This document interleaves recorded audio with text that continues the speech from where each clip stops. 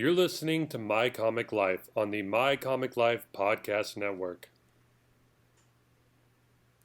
Welcome back to another great episode of My Comic Life, folks. We are so thrilled that you're here listening with us. As always, sitting across from me each week in the My Comic Life studio is my co-host, the only man I know who can beat the Flash in the three-legged race. Alex, say hi to the folks. What is going on, my Comic Life fans out there? Big week this week. I can't wait to start talking about this stuff with you guys. What do you got for us, Sam? Oh man, we got some Thor Love and Thunder news. Since ramping up production back in mid-2020, Marvel has been very busy taking advantage of a break in multiple actors' schedules, with many actors taking a hiatus as movie productions have slowed down because of the pandemic. Marvel has been adding some very interesting stars to their biggest projects. It seems Taika Waititi's, as I said, Thor Love and Thunder has been busy flying multiple actors down to the sequel's Australian shoot to participate in the upcoming film, and it looks like Thor 4 will have a bevy of star power. It's already been confirmed that, among others, Waititi has handpicked of the litter from Marvel Cinematic Universe, Natalie Portman, of course, playing Jane Foster, Tessa Thompson as Valkyrie, Jamie Alexander's coming back as Sif, Chris Pratt will be making an appearance as Star-Lord, and Karen Gillan will also be appearing as Nebula. And even Waititi himself is returning to lend his voice to the lovable Korg. Now, this looks to be another ambitious Marvel project. Anyone in this cast you're looking forward to? Like any other names you would like to see added possibly to this cast list? As far as like who I'm looking forward to seeing the most, I honestly they made a big announcement about it. You know, this Lady Thor, this Natalie Portman character, Jane Foster taking up the mantle. I'm really looking forward to that. Also, if you see the pictures, Yeah. that have kind of come out from the set, I am super excited to see Thor's like, what is it, the Thunderstrike outfit that he's wearing. Yes. It looks like hey, this looks like it's gonna be like an easy but really great cosplay because it looks like a sleeveless red leather vest, and it looks like he's grown the hair back out again, which I know was some controversy there in Ragnarok. You know, certain people loved the haircut, other people wanted, you know, Thor's long locks, and it looks like he's wearing just some sort of like vintage, like retro, you know, just kind of like fun, like white T-shirt with some sort of like a like 80s kind of vintage retro graphic on there. From the For pictures I've sure. seen of him talking to the Star Lord. Uh, Speaking of, and this is just sort of, you know, kind of a fun thing throughout here. Did you like the haircut, or do you want Thor with long hair? I at this point I feel like Thor is such a great character. I mean, with the first movie, I was I've gone back to watch the first and the second movie, and they hold up. I mean, they're not. Are they as exciting as, you know, Winter Soldier or, you know, Iron Man 2 or 3 or something like that? No, but they the lore is there.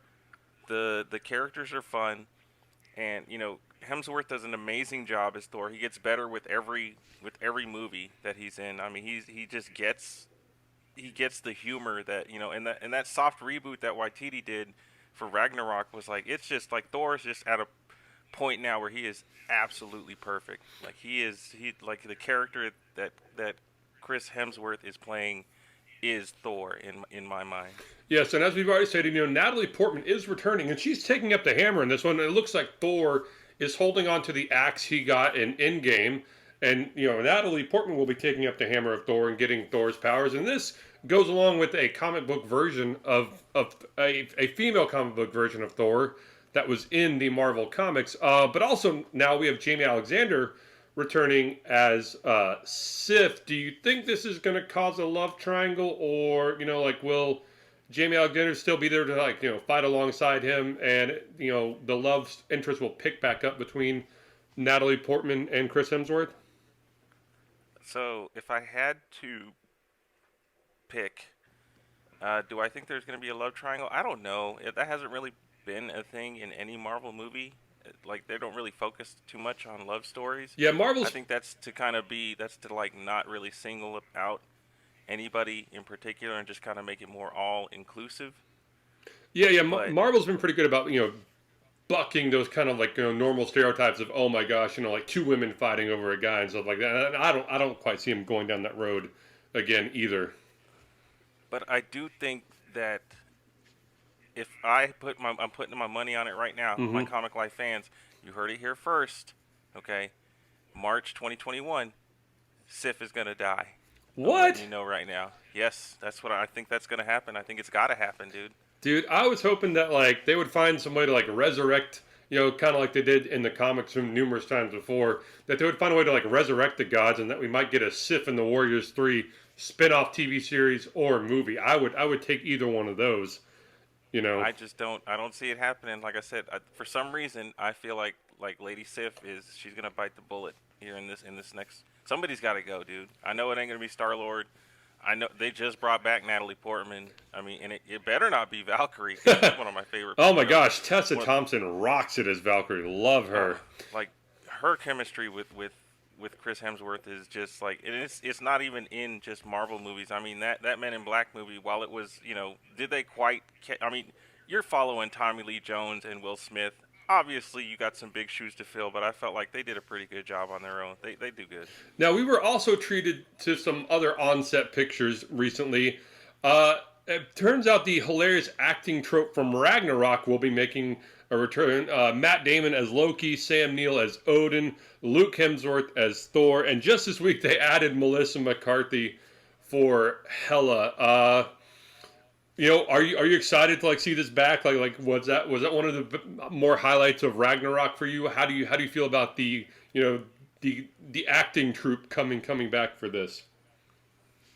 I think that like Thor Ragnarok, it starts with him, with Surtur and the big fight and everything like that, and then he gets back to Asgard, and then boom, you're hit with the acting troupe, and it really set the tone for me for kind of just this soft reboot for Thor movie being hilarious. It was one of the funniest parts of the movie. I enjoyed it. I did not see Matt Damon coming. I know nobody else did. The whole, and then you read into it more and you see Luke Hemsworth was playing his brother and just hamming it up, and like man.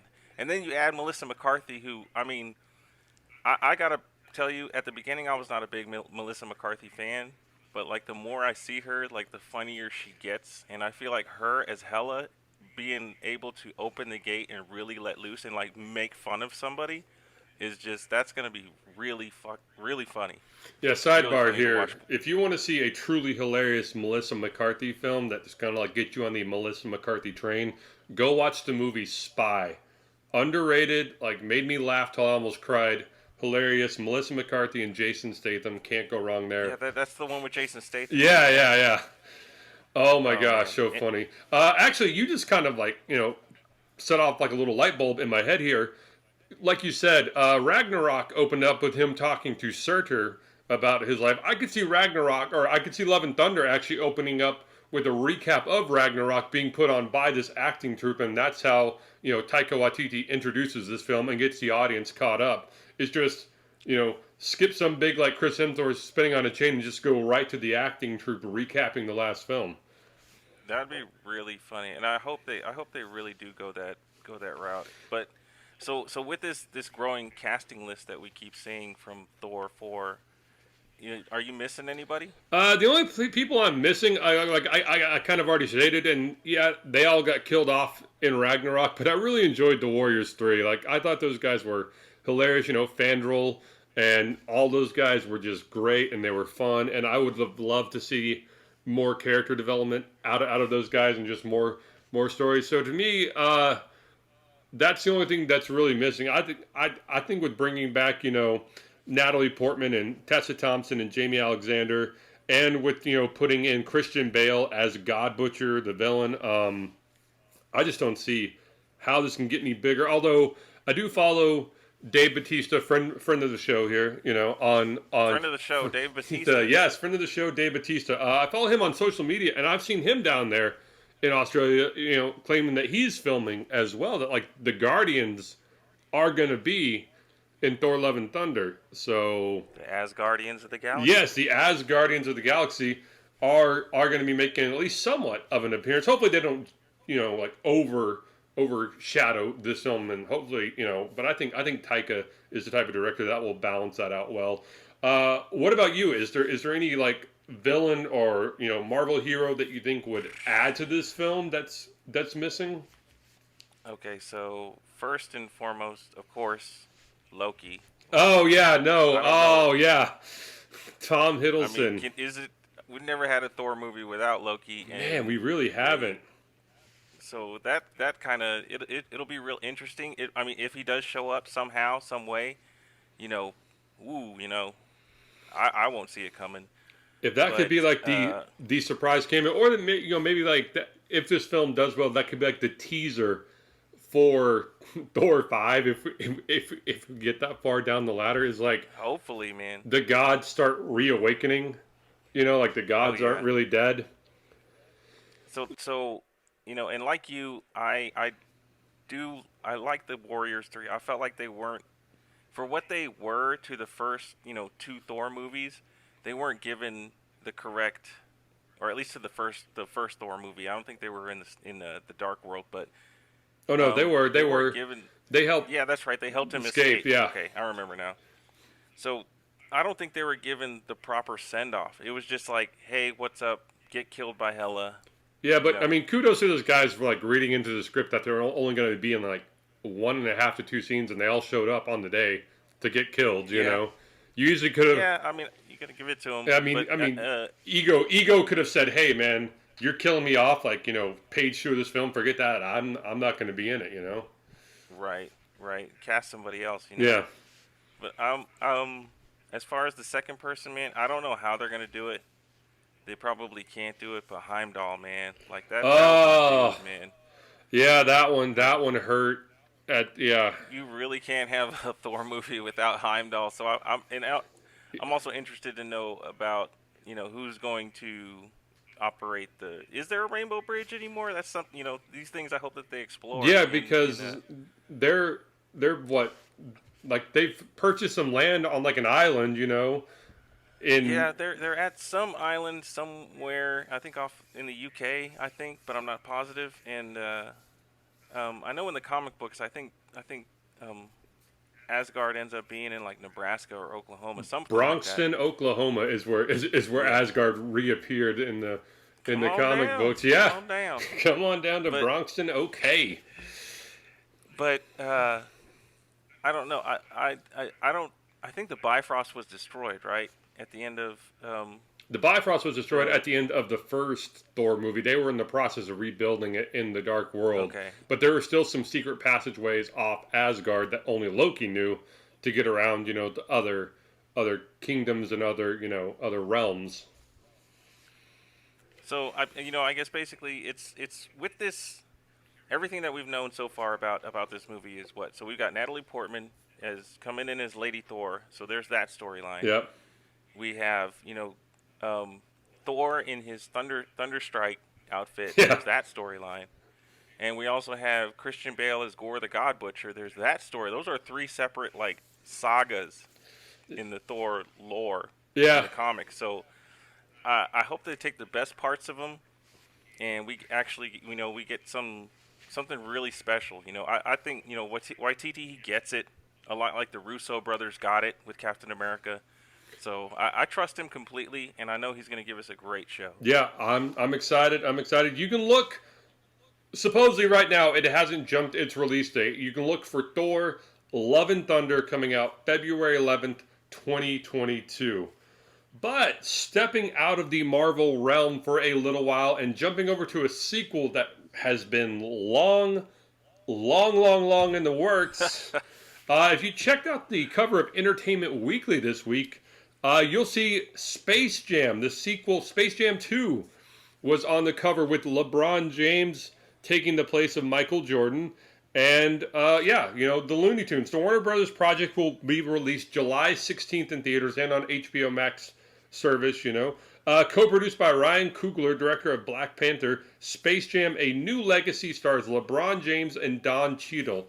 Now, details are still a little scarce and scant, but a recent interview with James in Entertainment Weekly shed some light on the plot. LeBron James and his youngest son get stuck in virtual reality, and they need to win a basketball game in order to escape the server verse. Other Ah, Yeah, no, that's a little bit of a cheesy title there. Uh, Other basketball star athletes expected to join James include Lakers teammate Anthony Davis, Portland Trailblazers star Damian Lillard, and Deanna, and I'm probably going to butcher this last name, Tarsi of the Tarasi. Tarasi. Sorry, I'm so sorry, Diana or Deanna Tarasi of the Phoenix Mercury. On the tune side of things, several stars are joining, including Bugs Bunny, Lola Bunny, Daffy Duck, Sylvester and Tweety, and the rest of the Toon Squad. What do you think of the sequel that has been 30 years in the waiting? Alex, are you excited for this? Will you sit down with your kids and watch it? What do you think? All right, hold on. Cracking one open. Okay, What are you let's get cracking into one it. open for now? Let's get into it. This is, I mean, the original was in '96, right? Yeah, yeah. And I remember it being huge, right? I was just a kid. We went to the theater. I mean, the movie was great. The shoe was great. Michael Jordan was at the prime of his game. The soundtrack was great. Like there was like it was more than just Space Jam. It was everything involving Space Jam was just amazing. And with this one, it kind of just seems like a cash grab. Am I going to see it? Of course. That being, let me go ahead and get that out of the way first. I mean, I do subscribe to HBO Max, so it would be kind of stupid and not watch it. I mean, am I going to watch it with my kids? I probably will. I don't think that they'll be as interested as I was way back when Michael Jordan came out because there is so much more than, back in '96, dude, Michael Jordan Oh yeah, was the I '96 mean, Bulls, he was the man. closest thing you had to, like the second coming of Jesus, man. Like he was like he could literally not walk down the street. But it's like and I know a lot, LeBron James is a lot the same, but it's just not on the same level as Michael Jordan. Like back then the star power was like you had Mike and you had everybody else. Yeah, And now, you have LeBron, you have KD, you got Dame Lillard. Even in this movie, there are some big stars that are joining him, and it was so. Do I like I said? I will watch it. I don't expect it to be any good. Um, I think I if it is any good, I think it's because Don Cheadle is just going to like chain this movie and drag it out. Like he is just going like it's going to be all on Don Cheadle as far as like moving things along. I hope to be surprised. I hope LeBron James surprises me, but we'll see what happens. Man, I'm just worried that I'm gonna watch it. I'm gonna be like, oh, these jokes are the same things from the '96 one. They just expected nobody to either nobody to remember or nobody to care, or they're just it's just gonna be a complete rehash of the '96 one, just told like with updated in the server verse, yeah, instead of server verse. instead of the monster world or whatever. So, Yeah, but I mean, what do you think, man? What are you excited? yeah. I You liking this? I remember I was in like fifth grade, fifth or sixth grade, like back in '96, like when this one came out, and I remember I couldn't even see it opening weekend in Dallas where I was at the time because it was completely sold out. Like it was that big of an event. Like I had to wait until like Thanksgiving weekend when I could go up to like my grandmother's like small town in Arkansas, and luckily her Man, theaters were not sold out, and that's where I got to see it. But like you, man, like I was a huge fan of Michael, and I was at the perfect age where it's like the Looney Tunes like weren't like too cheesy or like too kiddie for me. It's like I was still watching Looney Tunes cartoons, and then yeah, man, like you had like that rockin' soundtrack. I mean, all that combined just blew me away. 30 years later, I mean, like you, I'm paying for HBO Max. Like if I when it drops, sure, I'll watch it. But I'll watch it with kind of like a little bit of like jaded cynicism now. If the film can manage to like break down that wall and actually make me like really care about this, kudos, thing you've done your work, man. But yeah, nostalgia goggles and just some jaded cynicism are going to be on. And yeah, like I said, I still hope this film does well, and I don't wish it ill by any means. But like this, I just don't know if I'm quite that target audience. But you know, yeah, I'm still going to sit down and watch it. Uh, but this brings up an interesting question because as we stated earlier, there's going to be future or current NBA All Stars are going to be in this film, and then the '96 film, man, was loaded up with like the Oh best of yeah. the best of that time. Because what happened in that film, if you haven't seen it, is the villains of that film stole the Yeah. talents. Spoiler alert. Yeah, 30 spoiler year alert. spoiler 30-year alert. Here you spoiler go. alert. Yeah, the villains of that movie stole the talent of like the best NBA players of that time. It's like David Robinson, Sean Bradley. Who else am I missing, Alex?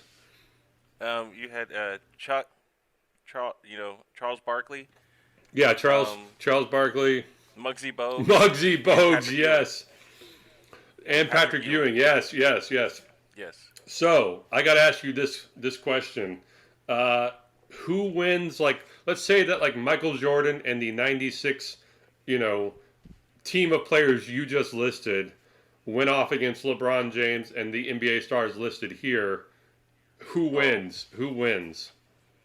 2021 all day. What? If they play 10 times, dude, 2021 takes it 9 times out of 10. No, no, Dude, man. The it's just '96 team, and I'm saying kick off the Looney Tunes and go with like the NBA stars that the Monsters stole their talent from. yeah. Patrick Ewing, Muggsy Bogues. You're gonna tell me I don't care, dude. I do not care, man. It's you got Anthony Davis, you got Damian Lillard, who I watched him torch the Oklahoma City Thunder like numerous times, at least half a dozen times. This man has drained it from the Oklahoma City logo in mid court. Like I've seen him like with my own eyes. I've seen that happen. The game is just way too different now. Like back then, yeah, you could get in there and elbow and force your way to the basket, but it's just like the game now is like not about that. I mean, you do have your players who are like genetic freaks, like your LeBron James, who can force his way to the basket, and that's why he's so great. But you also have it's so many threes going up now, and I just think they would just roast him, dude. It just would not. I just can't see it Barkley, happening, dude. But Ewing, Jordan, Bogues. You're telling me they don't stand a chance? I mean, I gave them one game out of 10. Like they have that chance, No, flip that for But me. Your 2021 squad has that 1 in 10 chance no of way. beating those '96 All Stars. Oh man. Okay, well, agree to I just don't disagree. see it. I just don't see it happening. Well, I mean, okay. Let me ask you. All Yeah. right. Does the '96 squad have Bill Murray? Heck yeah, man. Coming off the Okay. bench. Well then, I mean, now I got to redo my math here, obviously. So, Tell you what though, but no, this. I do hope that this one, if they can manage to get Bill Murray in there, instant C plus for me. Yeah, definitely, definitely. But But tell you I what, just don't see him getting involved in it. you the fans, comment on our Facebook page or email us at realmycomiclife.com at gmail.com. Comment on either one of those as you're listening to this episode and tell us what you think. Who would have won, the '96 Toon Squad or the 2021 Toon Squad? We'll be interested to hear your thoughts on this one. Uh, Most definitely. Alex, you have any other thoughts on this? Like, do you wish that like Space Jam had gone like a different way and like veered away from basketball and then maybe gone like NASCAR or like hit up Tony Hawk for like skateboarding? Or are you so I know happy that that they were trying to do the Tony Hawk thing. I think it was. It yeah, was going to be like skate jam. Skate What it was going Jam? to be called. Would But you, after that, Looney Tunes back into action just kind of completely bombed at the box office. Everybody involved was like, no, no thanks. go So, go back to what worked with us the first time? uh, they had the rumors. You had Tiger Woods, Ye- Jeff Gordon, Yeah, yeah. and I think there was one with Jackie Chan too. And I got to tell you, dude, all Tiger Woods, Jeff Gordon, Tony Hawk, Jackie Chan, all 4 of them better movie than this one, dude. I Oh, promise you. really? I promise you, because I just feel like I mean, basketball is it's one of the most popular sports on the planet, but I just I feel like they've been there, done that. Yeah, I don't yeah. care if it was 30 years ago. So Yeah, man. Talk about the long-awaited sequel. yeah, for real. But hey, moving back into the realm of Marvel, hey there, fans! Did you catch that little what was it? Little Easter egg that we threw your way last week? That little blooper that we did on purpose just to see if our hardcore fans out there were paying attention. Uh, That's right. yeah, so we stated that episode 7, titled Breaking the Fourth Wall, was a take on the mid 2000s show Malcolm in the Middle. Whoops! Yeah, no. Slip up on our part. It was actually a take on the popular TV show like The Office and Modern Family with kind of like that, mockumentary interview style. So, yeah, our bad on that Yeah, one. that just goes to show you guys we don't really watch it. We just kind of Oh, yeah, yeah, guess yeah. our We way don't, through we this don't really. segment. Baloney, man. You and I come in here and, break down every episode. All that says to me is that we got so excited to share our ideas and our review of the show that we just got a few minor details mixed up because I forgot one of my favorite parts of that episode was Vision sitting outside the truck doing the mock interview and then going, "Why am I here? Why am I doing this?" And he stands up and flies up in the air, and just takes off mid Such a interview. good episode. Yeah. But hey, folks, current episode for us is episode 8, and it is entitled. Spoiler alert Yeah, out spoiler there, alert here. people. Stop if you haven't seen it. Go watch it, and then come back and listen. And I'll give you a 1, 2, 3, 4. Okay, here we go. Episode 8 is entitled Previously On, and first aired on Disney Plus February 26, 2021. In this episode, we see in Salem in 1693, a coven of witches led by Agatha's mother are attempting to kill her for practicing dark magic, but instead, Agatha ends up draining their life forces. In the present, Agatha demands to know how Wanda is controlling Westview and forces her to relive key moments of her life. Agatha learns that Wanda has had magical abilities since she was a child, which were later amplified by the Mind Stone, and that she has always enjoyed watching various sitcoms. After the blip, Wanda visited Sword to recover Vision's body, but Hayward refused to let her bury him.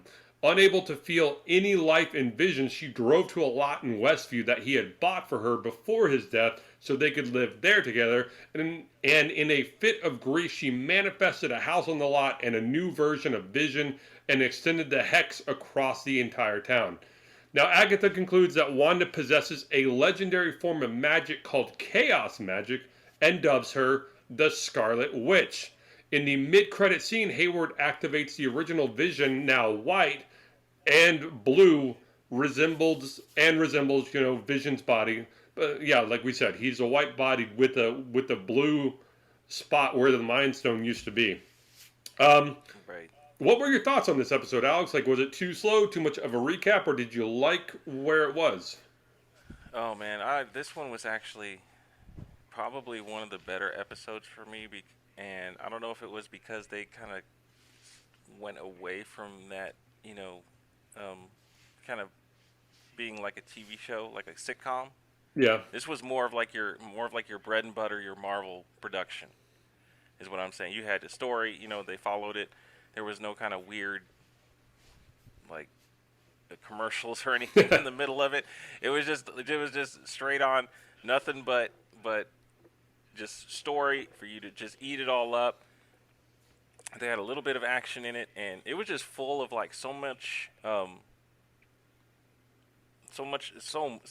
that it was very difficult to kind of I don't know how they're going to tie it all together, is I guess basically what I'm trying to say. And I was hoping that we were going to get some sort of ending to any part of any questions that we had, but you just kind of went away from this episode with even more questions. But they were the good kind of questions, I guess I could say. So this was a lot, this was a better episode for me than most of them. That vision at the very end, the white and blue one, that was insane. So now there's two visions, and I'm really looking forward to see what's going to happen with that. Um, and also this Agatha thing, I thought it was really cool the way that they kind of I don't know what is it called, de-aging, the de-aging yeah, where technology yeah, that they used for her when she made her look kind of like a teenager way back in the 1600s. I thought that was really cool, and for her too.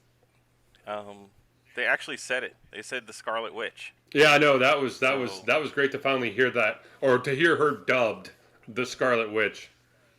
yeah, and I thought it was the craziest thing was going through all her memories and everything like that, was finding out that she had magical abilities the whole time. Yeah, the whole That was pretty crazy to me. yeah, like yeah. So I agree with you. Like great pacing. There were some fun action moments, but it did a great recap of just like hey, Wanda's life from childhood onwards. Showing how she fell in love with like all these sitcoms. But yeah, like one spot that stood out to me was she always thought or she always claimed that like that Tony Stark missile that hit her house, where like her and her brother were buried, malfunctioned. But now, with Agatha saying, no, possibly it didn't malfunction. It was just your own magic or powers manifesting it, to keep it there from exploding. Like that was kind of like jaw dropping, mind blowing moment. Were there any other moments like that stood out to you in this episode? Yeah, that part with the Stark missile, that was pretty crazy. They were all, honestly, every time they went through a door, it was kind of, they let you know a little bit more behind the scenes story. The